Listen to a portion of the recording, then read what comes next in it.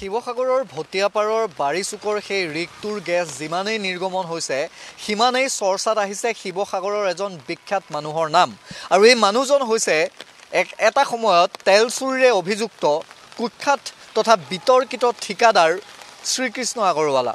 এই শ্ৰীকৃষ্ণ আগৰৱালাক এইবাবেই কুখ্যাত আৰু বিতৰ্কিত বুলি কৈছোঁ কাৰণ এওঁৰ বিৰুদ্ধে ইয়াৰ পূৰ্বেও তেল চুৰি তথা তেলৰ চিণ্ডিকেটৰ বিভিন্ন বাতৰি আজি বহু বছৰ ধৰি হৈ আহিছে।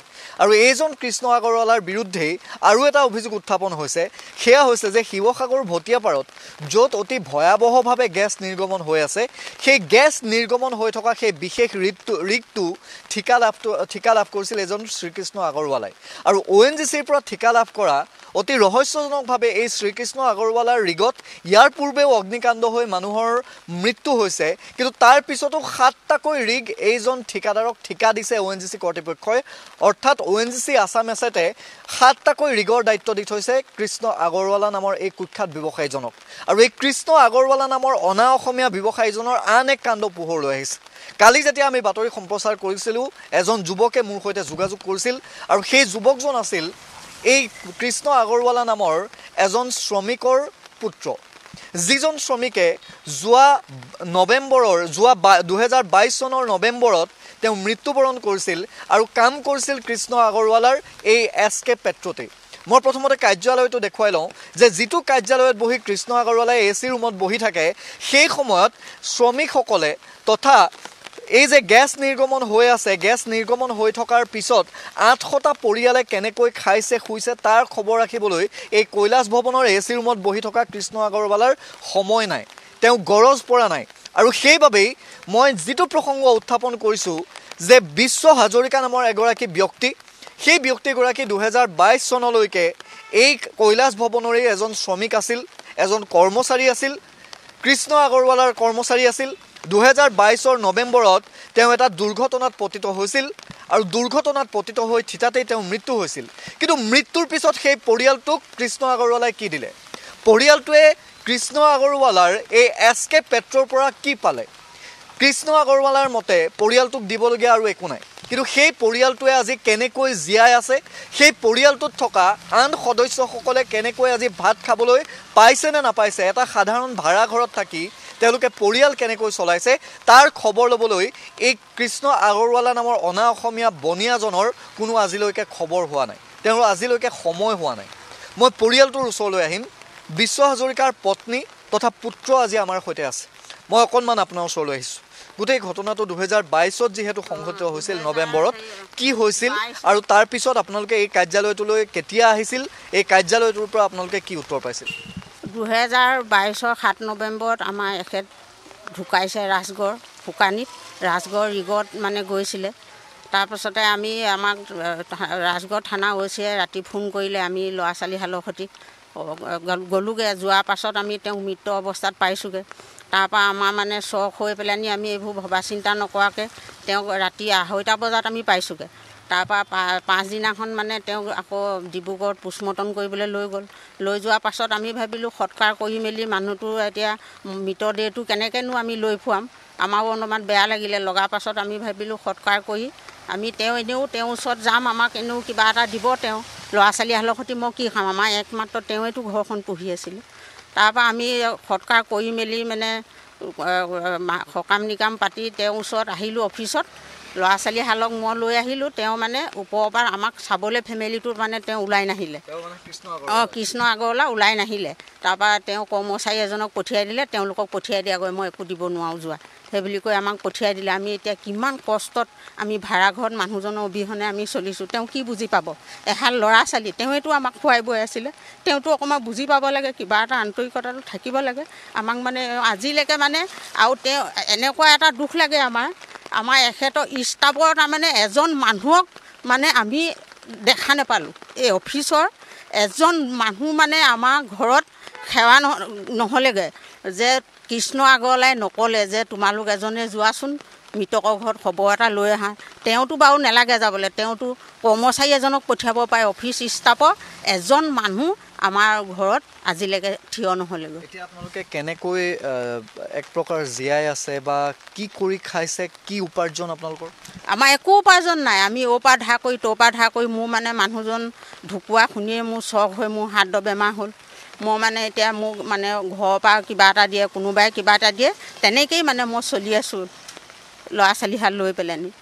তেখেতে আমাক এনেকুৱা কৰিব নালাগে। তেওঁ ৰিগত আমাৰ মানুহজন 13 বছৰ কৰ্মৰত, মানে 13 বছৰ কাম কৰি 13 বছৰ কাম কৰিছে তেওঁ ৰিগত।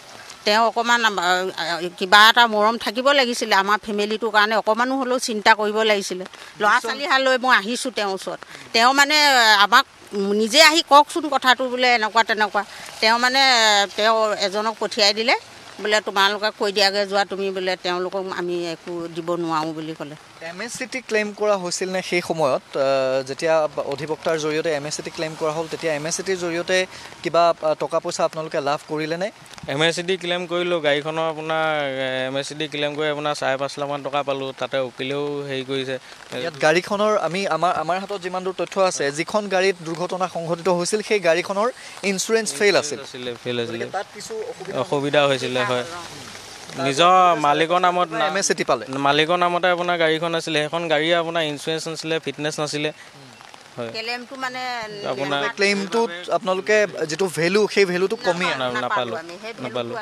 হয়, এতিয়া প্ৰসংগটো হ'ল যে MSCT এটা পৃথক বিষয়। এমপ্লয়িজ কম্পেনচেশ্যন এক্ট, এই এমপ্লয়িজ কম্পেনচেশ্যন এক্টৰ জৰিয়তে যদি কোনো শ্ৰমিক দুৰ্ঘটনাত পতিত হয়, আঘাতপ্ৰাপ্ত হয়, তেতিয়াহ'লে সেই পৰিয়ালটোক বা সেই শ্ৰমিকজনক ক্ষতিপূৰণ দিয়াটো এই এক্টখনৰ ব্যৱস্থা আছে। এই এক্টখনে লিখি ৰাখিছে। ইয়াৰ পিছত শ্ৰম বিভাগে এই খবৰটো পায় নে নাপায়? শ্ৰম বিভাগে শিৱসাগৰ শ্ৰম বিভাগৰ যিসকল বিষয়া, সেই বিষয়াসকলক আমি অনুৰোধ জনাইছোঁ যে আপোনালোকে অন্ততঃ যদি এই খবৰটো পায়, তেতিয়াহ'লে এই খবৰটোৰ জৰিয়তে এই পৰিয়ালটোক আপোনালোকে ন্যায় দিয়ক। এই পৰিয়ালটোক ন্যায় দিয়ক আৰু উচিত ক্ষতিপূৰণ কৃষ্ণ আগৰৱালাৰ পৰা এই কম্পেনচেশ্যন এক্টৰ জৰিয়তে আপোনালোকে উলিয়াই দিয়ক। মই পুত্ৰৰ ওচৰলৈ আহিছোঁ, মই আপোনাৰ ওচৰলৈ এইবাবেই আহিছোঁ যে আপোনালোকে যেতিয়া ইয়ালৈ আহিছিল, আপোনাৰ পৰিয়ালত মা, আপুনি আৰু বাইদেউ আছে। গতিকে আপোনালোক যেতিয়া ইয়ালৈ আহিছিল, কৃষ্ণ আগৰৱালা এবাৰো ওলাই নাহিলে? তললৈ নাহিলে। তেওঁ নিজৰ অফিচত থকা কৰ্মচাৰী এজন আহি পিনি আমাক তললৈ আহিলে। যিটো আপোনাৰ পাপা ঢুকোৱাৰ পিছত সকাম পাতিবলৈ কাৰণে আপোনাৰ কৰ্মচাৰী চবৰ পৰাই তুলি পিনি যি 200 যি 300 তেনেকৈ তুলি পিনি প্ৰায় 70-80 হাজাৰমান টকা এটা পইচা মাৰ একাউণ্টত ভৰাই দিছিলে। সেয়া আমি সকাম নিকাম পাতিলোঁ। সেই তাৰপিছত অফিচলৈ অহাৰ পিছত কৈছে যে সেই পইচাটোৱে দিলোঁ আৰু এটকা পইচা নিদিওঁ বুলি আমাক পঠিয়াই দিলে। এতিয়া আজি ঢুকুৱাৰ এই 3 বছৰ হ'ল। 3 বছৰৰ পিছত, প্ৰায় 3 বছৰ, অহা নৱেম্বৰ 3 বছৰ হ'ব।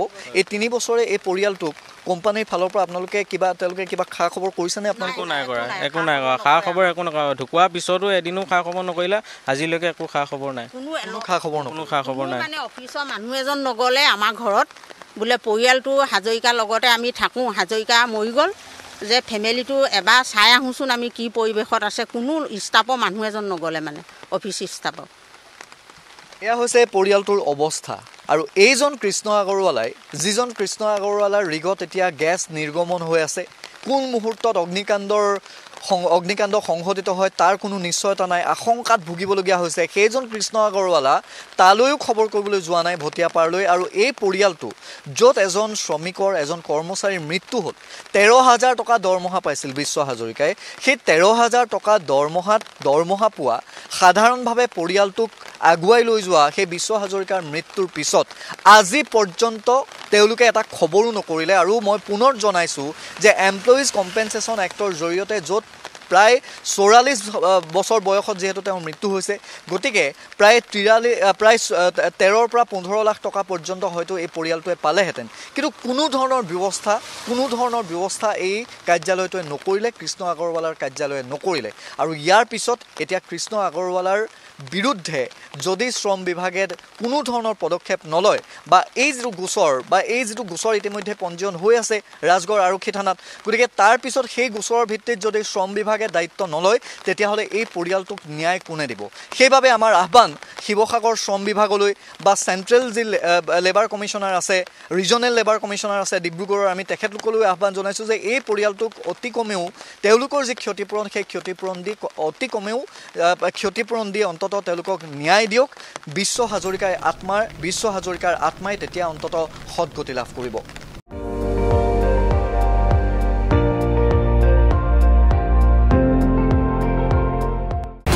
আপুনি চাই আছে ND24 সৰ্বশ্ৰেষ্ঠ নহয় সৰ্বোত্তমৰ দৌৰত